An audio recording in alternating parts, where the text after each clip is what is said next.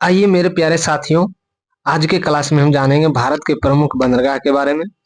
तो बंदरगाह से जो सवाल पूछे जाते हैं, सवाल इस तरह के पूछे जाते हैं कि कौन सा बंदरगाह किस राज्य में है, कौन सा बंदरगाह सबसे बड़ा है, कौन बंदरगाह सबसे पुराना या कृत्रिम है, बंदरगाहों के सही युग्म को चयनित कीजिए, बंदरगाहों के पूर्व से पश्चिम और उत्तर से दक्षिण का क्रमबंध क्या है। तो आज हम बंदरगाह के बारे में पूरा जानेंगे कि भारत के कौन कौन से बंदरगाह कहाँ कहाँ है। तो सबसे पहले जानेंगे कि बंदरगाह कहते क्या है, कहते किसको है।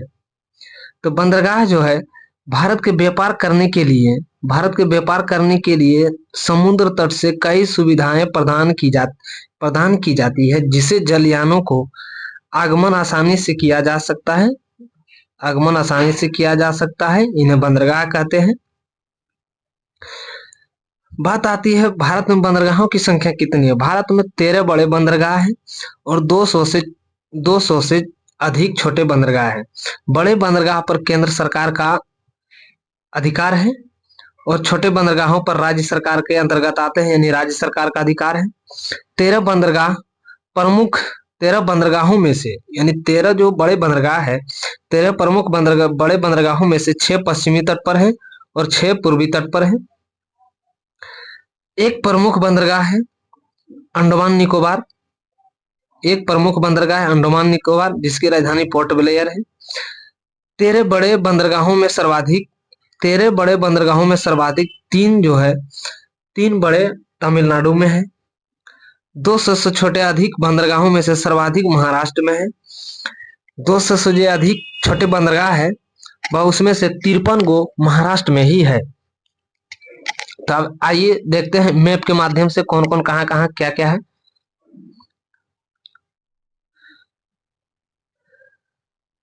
देखिए, पहले जानते हैं कच्छ की खाड़ी में एक कंडाला बंदरगाह है। यह जो है गुजरात में है। यह कहाँ है? यह गुजरात में स्थित है। मुंबई में कौन कौन से बंदरगाह? ये मुंबई शहर है। मुंबई में है कांडला मुंबई है, नानवा सोहा है, मर्मुगोवा है, न्यू मंगलोर है। सॉरी, मंगलोर जो है ये कर्नाटक में है, पड़ता है। यानी जो मुंबई का जो है मुंबई बंदरगाह है, नानवा सोवा बंदरगाह है, मर्मुगोवा बंदरगाह है। अब आते हैं कर्नाटक में। कर्नाटक का जो बंदरगाह है, कर्नाटक में जो है कोचीन और कोची बंदरगाह, यह जो है कर्नाटक में है। कर्नाटक के एरिया में, ये कर्नाटक वाला एरिया है। यहाँ पे जो है कोचीन या कोचिन बंदरगाह है। तमिलनाडु में तूतीकोरिन है, तमिलनाडु में ही चेन्नई है, एनोर भी है।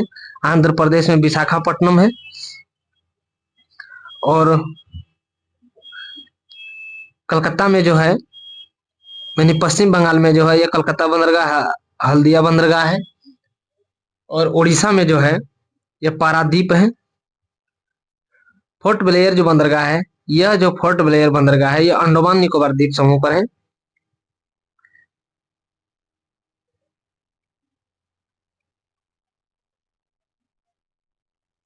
अब याद करते हैं बंदरगाहों के बारे में। भारत के प्रमुख बंदरगाह, कंडाला जो है यह गुजरात में है। कंडाला जो है यह गुजरात में है। यह प्राकृतिक अवस्था वाला है, या ये इसे प्राकृतिक बंदरगाह भी कहा जाता है। यह कच्छ की खाड़ी में है। यह ज्वारीय द्वीप है। यह जो है मुक्त व्यापार के क्षेत्र में है। यह स्वतंत्रता के बाद विकसित किया गया था। यह प्राकृतिक अवस्था में कच्छ के खाड़ी में बैठा है। इसे अब ऐसे भी याद करते हैं, ऐसा कांड मत करना कि गुजरनी पड़े रात जेल में। यानी कि कंडाला जो है, ऐसा कांड मत करना जो कि गुजरनी पड़े रात जेल में। यानी कि क से कंडाला और गो से गुजरात। तो आप इसको इस तरह से भी याद रख सकते हैं। आप इसको ऐसे भी याद रख सकते हैं, ज्वार की रोटी। अब इसको कच्छ में बैठाया, मुक्त व्यापार, जेल से स्वतंत्र कर दो, यानी इस तरीके से भी इसको याद रख सकते हैं। तो बढ़ते हैं आगे। नेक्स्ट, अगला बंदरगाह कौन है? अब आते हैं मुंबई बंदरगाह की ओर। मुंबई बंदरगाह, मुंबई बंदरगाह में ये जानिए, यह जो है सबसे बड़ा प्राकृतिक बंदरगाह है। यह सबसे बड़ा प्राकृतिक बंदरगाह है। इसे भारत का प्रवेश द्वार कहा जाता है। यह पश्चिमी तट का सबसे बड़ा प्राकृतिक बंदरगाह है। अब जानते हैं मुंबई बंदरगाह। मुंबई बंदरगाह जो है यह मुंबई में, यह महाराष्ट्र में है। मुंबई बंदरगाह जो है यह महाराष्ट्र में है। ये मुंबई बंदरगाह जो है ये यहाँ पे है। ये मुंबई बंदरगाह यहाँ पे है, यही है महाराष्ट्र। यह जो है महाराष्ट्र के, यह जो है अरब सागर के, यह जो है पश्चिमी तट में है। यह जो है पश्चिमी तटीय में है। तो ये मुंबई बंदरगाह, आप इसको याद रख सकते हैं। अब इसको देखिए ट्रिक में कैसे याद रख सकते हैं।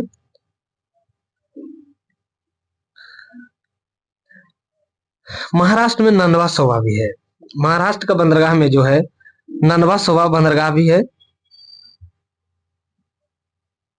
महाराष्ट्र के बंदरगाहों में नंदवा सोबा बंदरगाह भी है। यह सबसे बड़ा कृत्रिम बंदरगाह है। यह जो है यह सबसे बड़ा कृत्रिम बंदरगाह है। यहाँ पे जवाहरलाल नेहरू बंदरगाह भी है। आप इसको इस तरह से याद रख सकते हैं, नहाया फिर सेव किया ऐसा बॉलीवुड के हीरो। यानी सेवा से सेवा सहायता, यानी सेवा से मुंबई बंदरगाह का सहायक बंदरगाह है। इसे नंदवा सोबा को मुंबई बंदरगाह का सहायक बंदरगाह भी कहा जाता है। कैंटर किट, अब इसके माध्यम से भी याद रख सकते हैं, मुंबई के निकटतम निर्माण वाला बंदरगाह, दबाव को कम करने के लिए आधुनिक बंदरगाह है। तो आप इसको ऐसे भी याद रख सकते हैं। बढ़ते हैं और बंदरगाह, मरमू गोवा बंदरगाह। तो ये मरमू गोवा बंदरगाह जो है मरमू गोवा या गोवा में ही है। यह भी एक प्राकृतिक बंदरगाह है। यह जुआरी नदी के मुहाने पर स्थित है। न्यू मंगलोर यह कर्नाटक का बंदरगाह है। यह प्राकृतिक बंदरगाह है।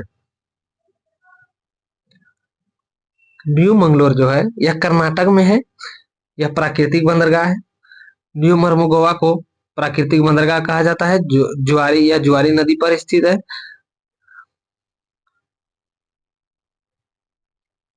अब आती है केरल के बंदरगाह। केरल के बंदरगाह कोच्चि या कोचिन, यह प्राकृतिक बंदरगाह है। आप इसको ऐसे भी याद रख सकते हैं।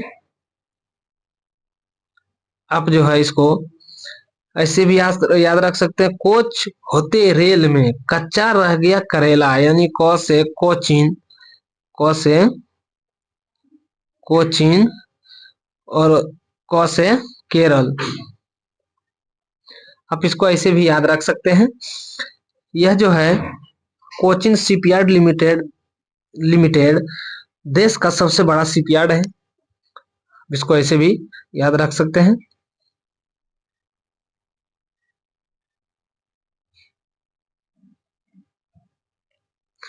अब आइए यानी मन्नार की खाड़ी में जो बंदरगाह है कौन कौन से हैं।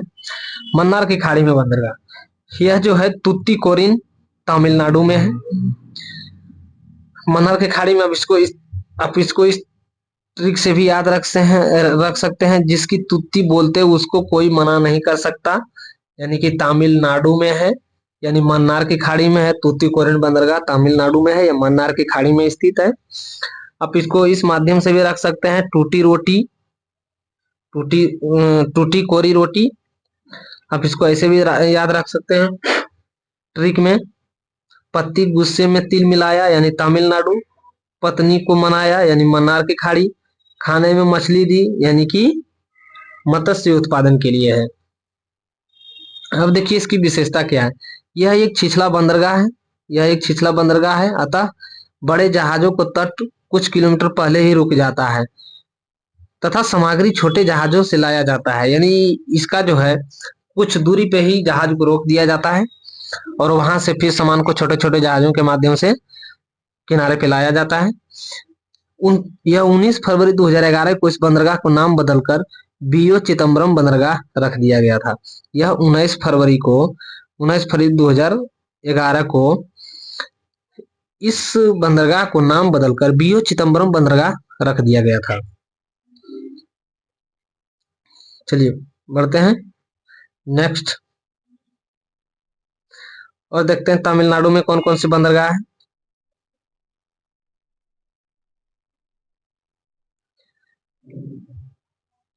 और देखिए तमिलनाडु के बंदरगाह तमिलनाडु में चेन्नई तमिलनाडु, यह सबसे पुराना बंदरगाह है। तमिलनाडु का बंदरगाह यह सबसे पुराना बंदरगाह है। चेन्नई का एक खुला सागरीय बंदरगाह है। इसे कृत्रिम बंदरगाह भी कहा जाता है। इसे कृत्रिम बंदरगाह भी कहा जाता है। यह सबसे पुराना बंदरगाह है।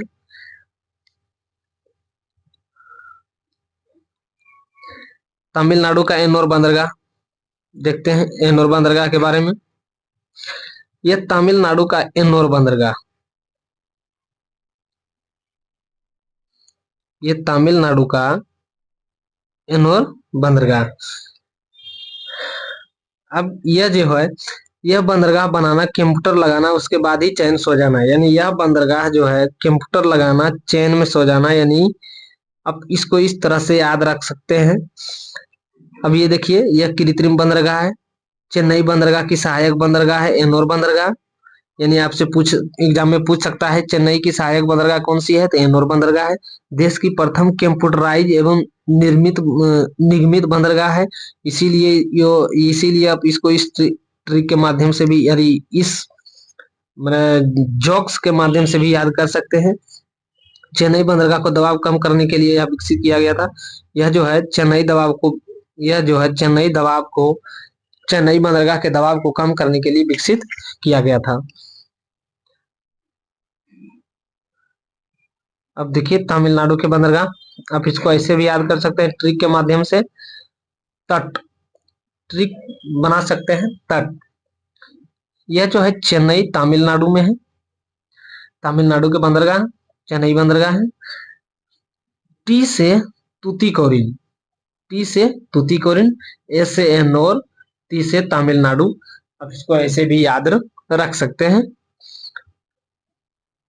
अब आइए विशाखापट्टनम आंध्र प्रदेश के बंदरगाहों के बारे में जानेंगे।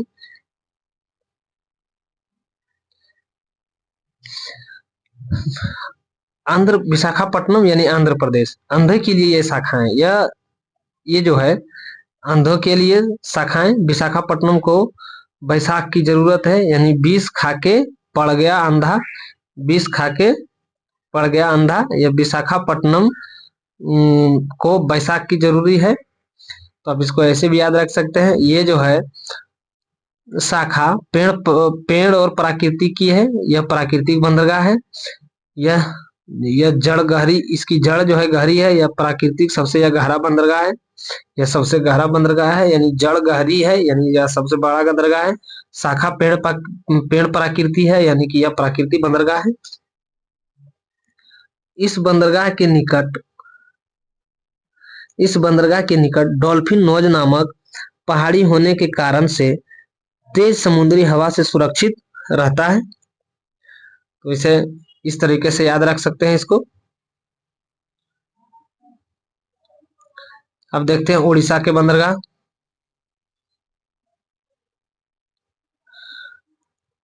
पर होंगे तो उड़ेगा, पर होंगे तो उड़ेगा, यानी पारादीप उड़ीसा, यानी प से पारादीप उसे उड़ीसा। पंछी हर मौसम में उड़ता है, पंछी हर मौसम में उड़ता है, यानी कि भारत का एकमात्र ऐसा बंदरगाह जो सभी मौसमों में काम करता है या सभी मौसमों में खुला रहता है। यानी इसको इस तरह से इस चिड़िया के ट्रिक से भी याद रख सकते हैं। पर होंगे तो उड़ेगा, पंछी हर मौसम में उड़ता है, सही बात है। कितनों भी बारिश उरिश हो, पंछी तो हर मौसम में ही उड़ता है। तो इसे उड़ीसा का प्राकृतिक बंदरगाह जो पारादीप है, इसको इस ट्रिक से याद कर सकते हैं।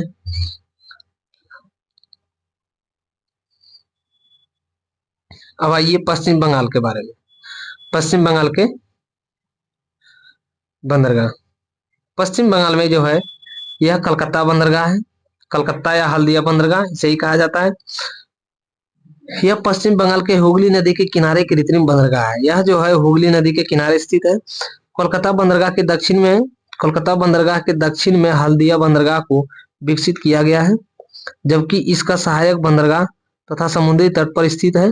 यह तेल शोधक कारखाना भी है। यहाँ तेल शोधक कारखाना भी है। खिदिरपुर डायमंड हार्बर इसके प्रमुख पोताश्रय है। यह पूर्वी तट के सबसे बड़ा बंदरगाह तथा भारत का दूसरा सबसे बड़ा बंदरगाह है। व्यापारिक समुद्री का पूर्वी द्वार है, यानी व्यापारी का जो है व्यापारी के लिए जो है बड़ा समुद्री बंदरगाह भी है। आप इसे इस ट्रिक से में माध्यम से याद रख सकते हैं। हल्दी लगाते गाल पे, यानी हल्दी लगाते गाल पे, पहुंचे पश्चिम बंगाल, हंसे हल्दिया, समझ गए। इसको ऐसे भी याद रख सकते हैं। तो अब आज हम इस वीडियो के माध्यम से आप लोगों को बताए हैं बंदरगाह क्या होता है। बंदरगाह के बारे कुछ ऐसे बंदरगाह जो है जो हमारे भारत में पाए जाते हैं। जो और भी बंदरगाह, बहुत सारे बंदरगाह है जो उतना काफी महत्वपूर्ण नहीं है, लेकिन जो आज हम इस जो वीडियो में बताए हैं और जो बता रहे हैं इसके बारे में आप पूरा पढ़ लीजिएगा। तो एक बार जरूर है कि कोई ना कोई एग्जाम में 1 से 2 अंक जो है आप पक्का निर्धारित 1 नंबर से 2 नंबर तक कर सकते हैं। तो वीडियो अच्छा लगेगा तो लाइक सब्सक्राइब जरूर कीजिएगा और बेल आइकन को जरूर दबाइएगा। फिर मिलते हैं नेक्स्ट वीडियो में, तब तक के लिए धन्यवाद।